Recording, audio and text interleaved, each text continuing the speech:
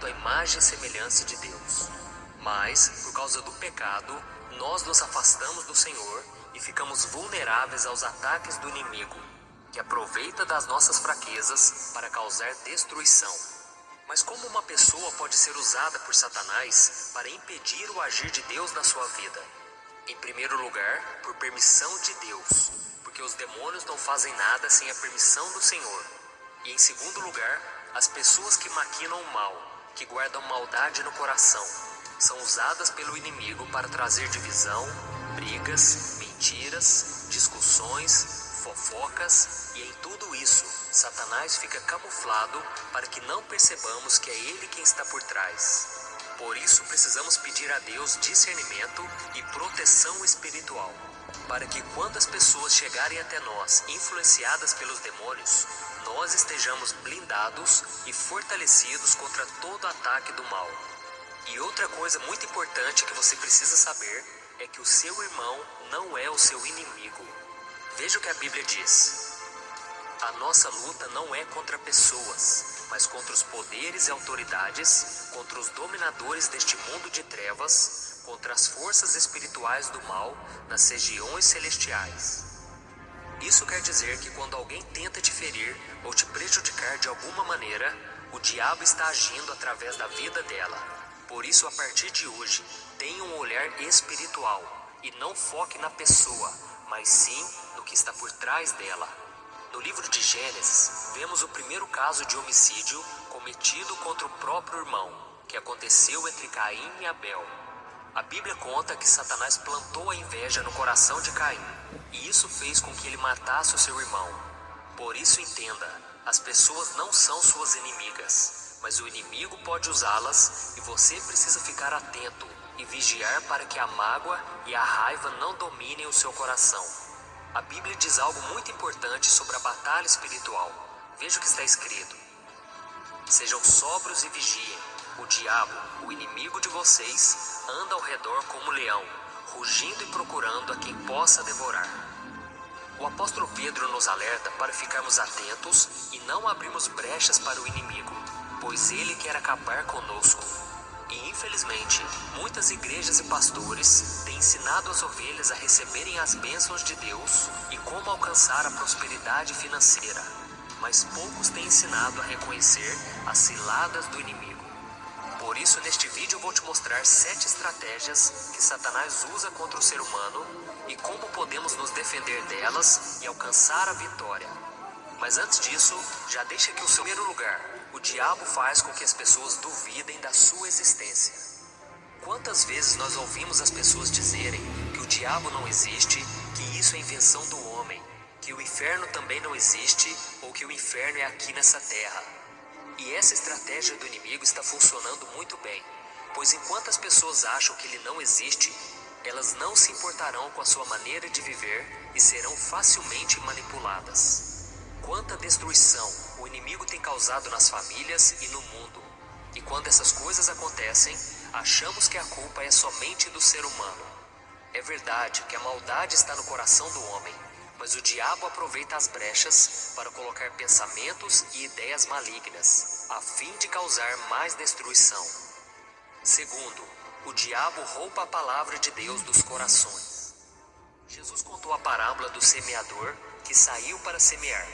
Enquanto ele lançava a semente, parte dela caiu à beira do caminho, foi pisada e as aves vieram e a comeram. Ao interpretar essa parábola, Jesus disse que essas aves simbolizam o diabo, que vem e arranca a palavra do coração para que a pessoa não creia e nem seja salva. Mas afinal, qual é esta palavra? É a mensagem do Evangelho, que revela o quanto somos pecadores e que mostra a necessidade urgente do arrependimento.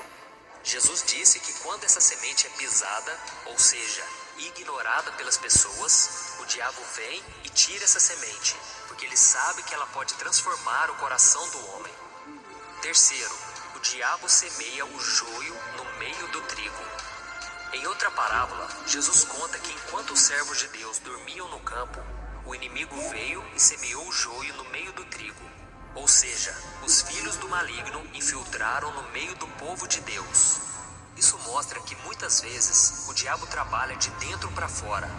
Ele usa pessoas com aparência de crente, usando palavras da Bíblia, mas que na verdade são filhos do maligno. Elas estão nas igrejas, possuem cargos de liderança, mas pertencem ao reino das trevas e estão ali somente para causar contendas e divisões. E perceba nessa parábola que o inimigo semeou o joio exatamente no momento em que os filhos de Deus dormiam. Ou seja, enquanto a igreja dorme, o diabo trabalha. Quarto, o diabo oprime as pessoas com enfermidades. A Bíblia fala de algumas pessoas que o diabo oprimiu com enfermidade. É o caso de Jó, por exemplo, da mulher que andou encurvada por 18 anos por causa de um espírito de enfermidade, e de outras pessoas com surdez e doenças mentais. É lógico que nem sempre as doenças são causadas por demônios, mas há muitas pessoas que vivem oprimidas por enfermidades provocadas pela ação do inimigo. E quando elas entregam suas vidas para Jesus e se arrependem dos seus pecados, elas são totalmente curadas.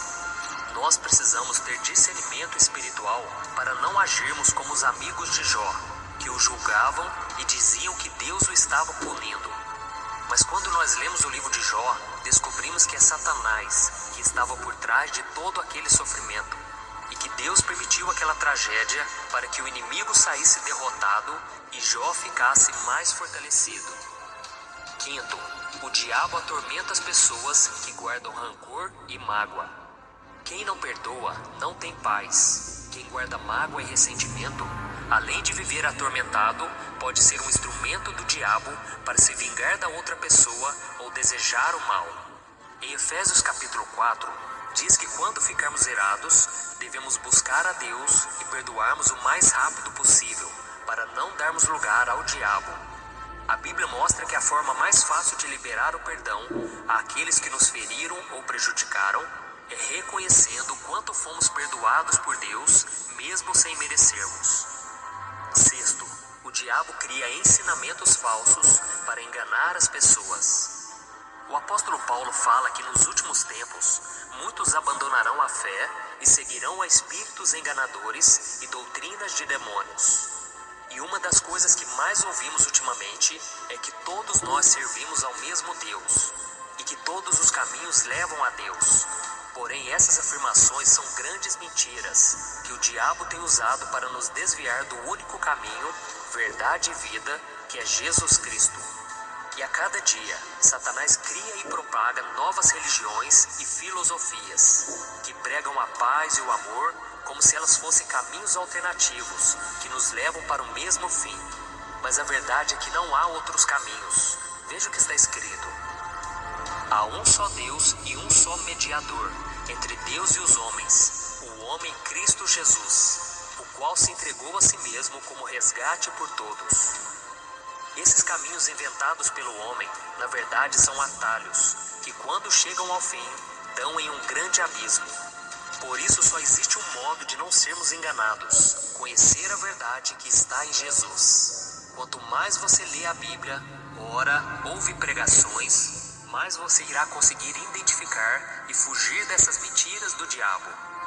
Sétimo, o diabo ataca a mente das pessoas. Eu sei que muitas pessoas sofrem porque não conseguem parar de pensar em coisas ruins. E geralmente é porque elas estão enfrentando lutas e tentações. Mas a Bíblia também diz que o diabo lança setas inflamadas em nossa mente.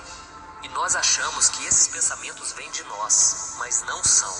Satanás é quem coloca mentiras na nossa cabeça e nós precisamos usar a fé para vencer o ataque espiritual.